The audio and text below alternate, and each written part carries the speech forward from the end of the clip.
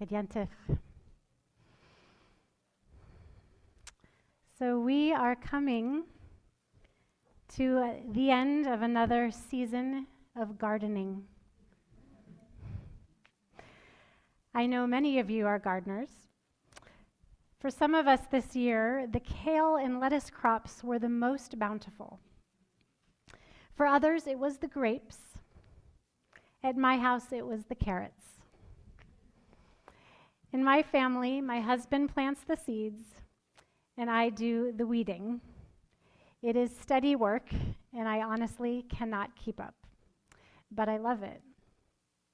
And because we work together with the help of the sun, the water, the soil, and all that contributes to the miracle of life, many wondrous things grow. Flowers, zucchinis, tomatoes, apples, garlic, and so many carrots. Tonight and into tomorrow, as the apples and pears ripen on our trees and those carrots continue to grow sweeter underground, we are not engaging with our gardens in the backyards.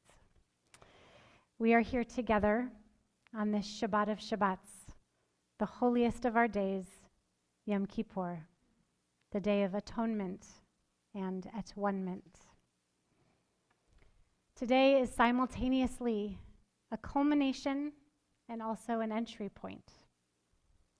We are at the culmination of 5 weeks of tshuva, doing the work of returning to God as we know God, returning to our wholeness, to who we want to be, for the ultimate healing of ourselves, our relationships, and the world. Tonight is also the entry point to a final day of even deeper arrival at the doorstep of the divine and of ourselves. To look holiness in the eyes as we look at ourselves as we really are, with no barriers or pretenses, stripping ourselves of the glamour of colorful outfits, and most of us stripping ourselves from food and water. Our tradition teaches us that what we achieve on this day will determine our destiny, at least for the coming year. No pressure, right? So what this looks like for each of us will be different and unique, of course. But we are offered many practices to help us during our services. And one of my favorites in these holy days is the Grand Aleinu, where we do a full prostration in our morning services. It is a moment of total embodied supplication, release, humility, and letting go. The daily Aleinu actually used to involve a full prostration, but now we reserve it for these holiest of days. And when we do this on Yom Kippur, a day of such profound humility, I personally feel its power most of all. Recently, I was listening to a song written by 2 Jewish songwriters who sing. I'm going to stay right here at the place I'm kneeling, because I'm down in the dirt. But the dirt's where the seeds go, then where the trees grow. Not a bad place to be. I'm in a world of hurt. But the hurt's where the gold is. What I've been told is not a bad place to be. So I close the curtains and I power the phone down. No distractions. I'm all alone now. I thank the dirt for what I've found here, because I've got my faith and I've got my doubt here. When I heard this song, I thought, that is the Yom Kippur Grand Aleinu. All alone in my moment on the ground, me and the divine, no distractions, with my whole vulnerable self, with all my hurts, regrets, and doubts, and with all my hopes, yearning, and faith. The Grand Aleinu reminds me of a beautiful teaching by Nachmanides, the Ramban. His teaching is about the 13 attributes of God, which form a central theme during our Yamim Noraim, High Holy Days. To give the Ramban's teaching context, we need to look at the moment that these attributes first appear in the Torah.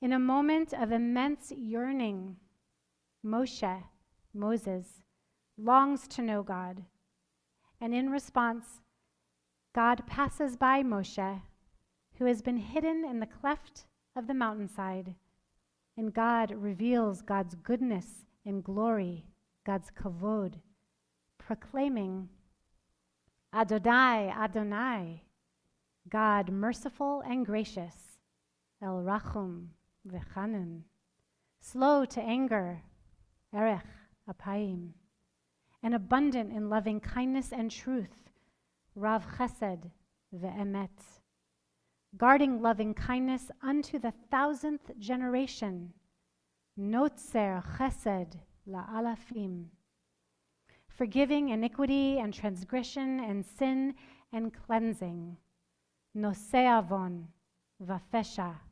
v'chata'a v'nakeh. And these become known as the 13 attributes of divine compassion.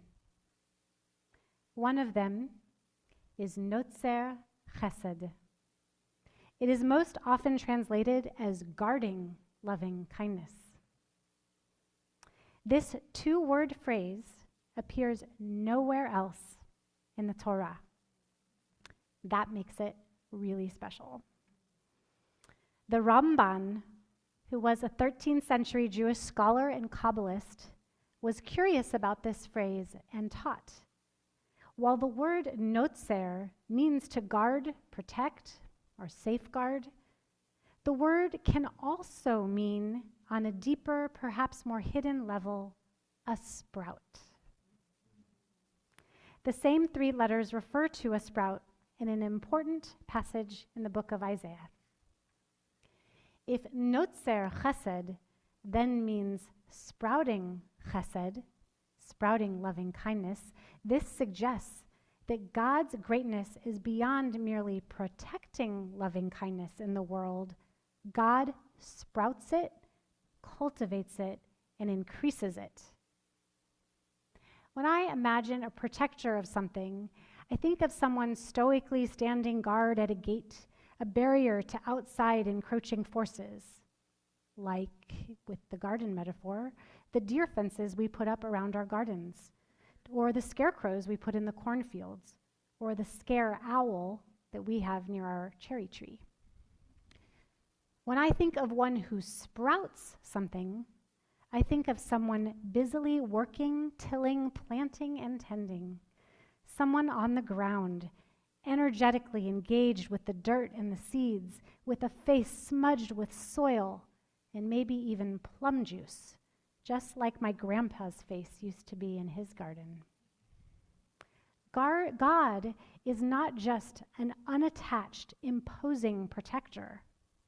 God is an engaged gardener. While the phrase notzer chesed appears only once in the Bible, components of the 13 attributes are scattered throughout, speaking of God's compassionate forgiveness of sin.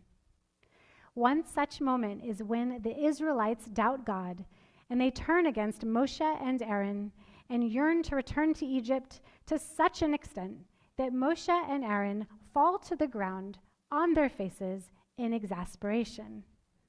And at this moment, God too is so exasperated that God considers smiting all of the Israelites.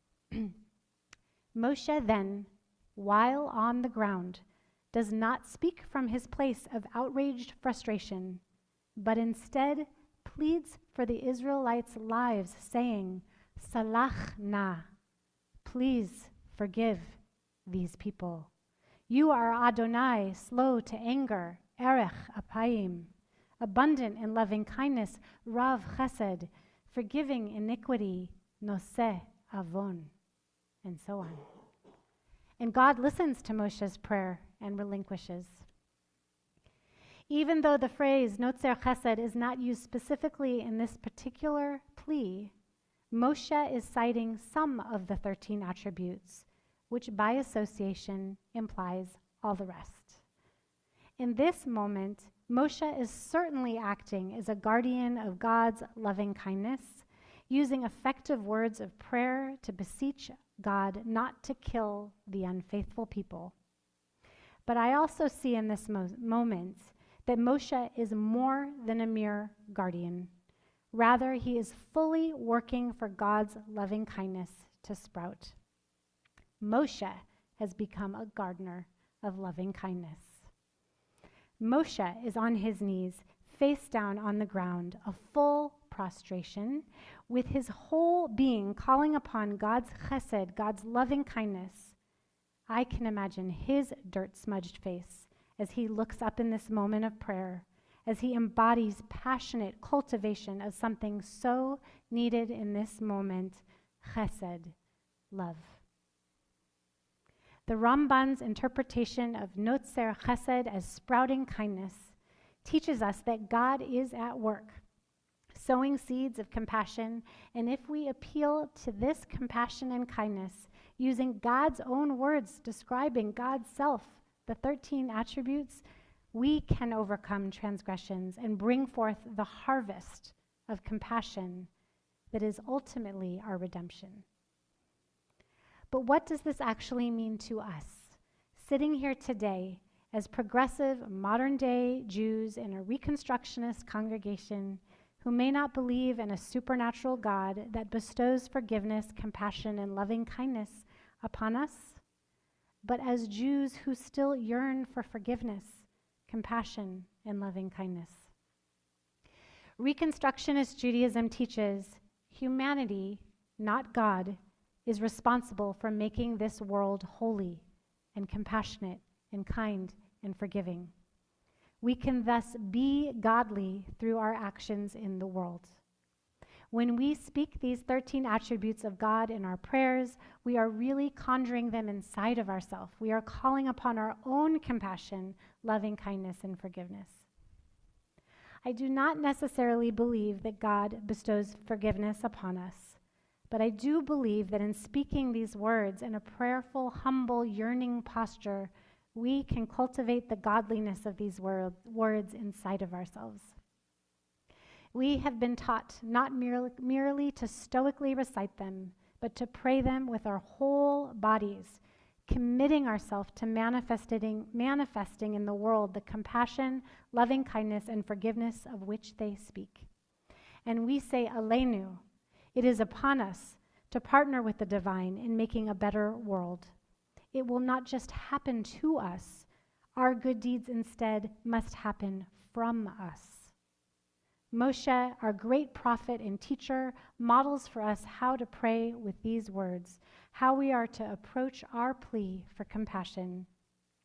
We cannot stand back from afar and look over things. We must get down and go inside. We must put our whole beings into it, get our hands dirty with the darker stuff of our lives, and really want transformation.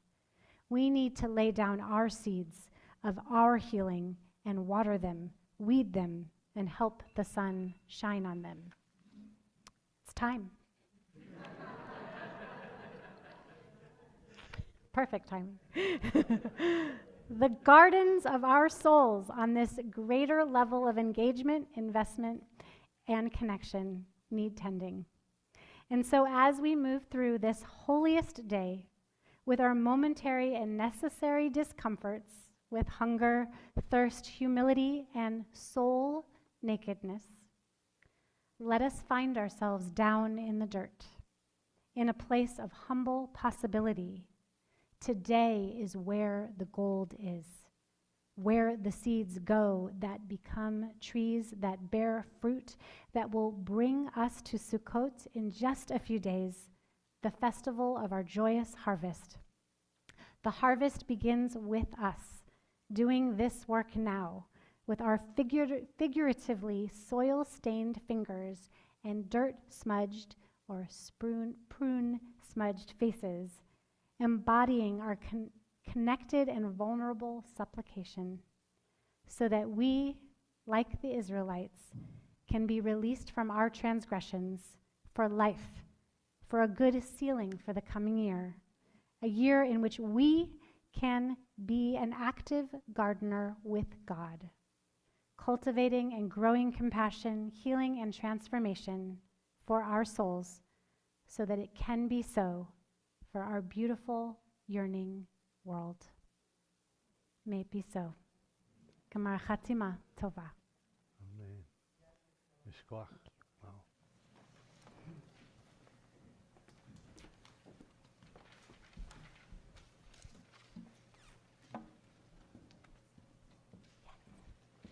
Turn it on.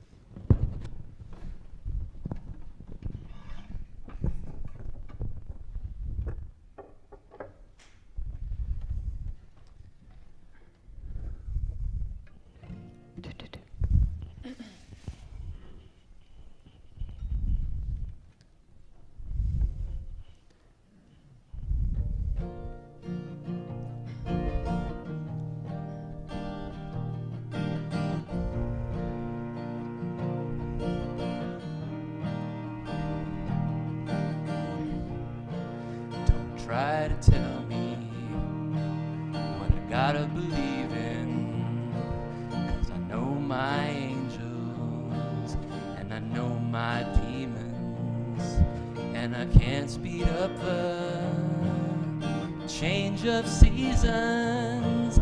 Gonna stay right here and I got my reasons.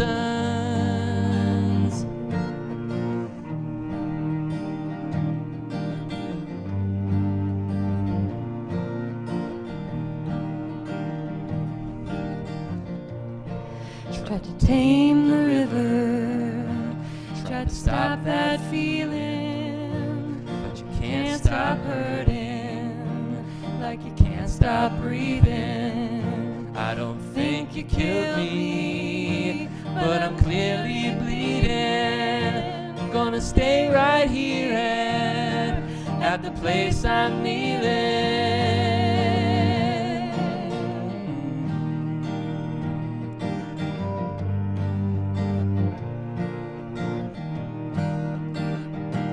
'Cause I'm down in the dirt,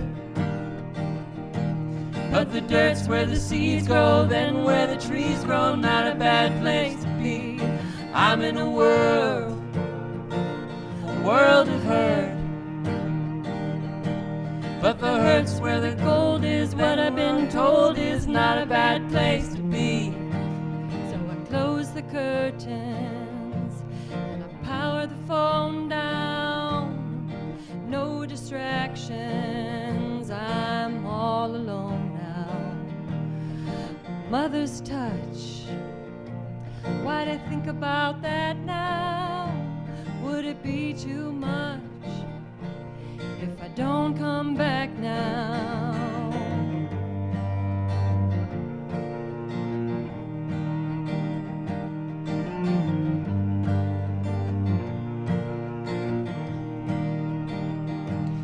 And I'm underground, I think I'm doing all right here. I'm scared of the dark, but I know there's light here. I'm looking around for some kind of savior. I've never not run. What if I just stayed here?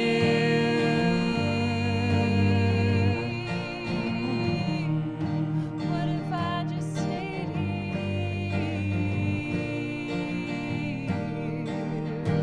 'Cause I'm down in the dirt, but the dirt's where the seeds go, then where the trees grow, not a bad place to be. I'm in a world of hurt, But the hurt's where the gold is. What I've been told is not a bad place to be. So let me be. Let me be. So I'm leaving home, and I'm not returning. Everything I've known is a bridge for burning. I got knocked down, but I kept on learning. So I'm leaving home, and I'm not returning.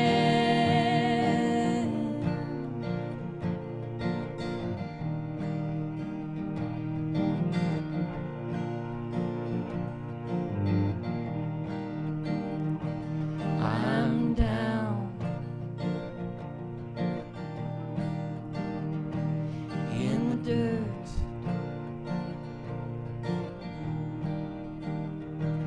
I'm down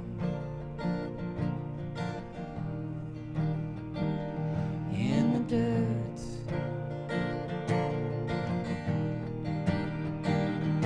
So I'm leaving home, and I'm not returning. Everything I've known is a bridge for burning. I got knocked down, but I kept on learning. So I'm leaving home, and I'm not returning.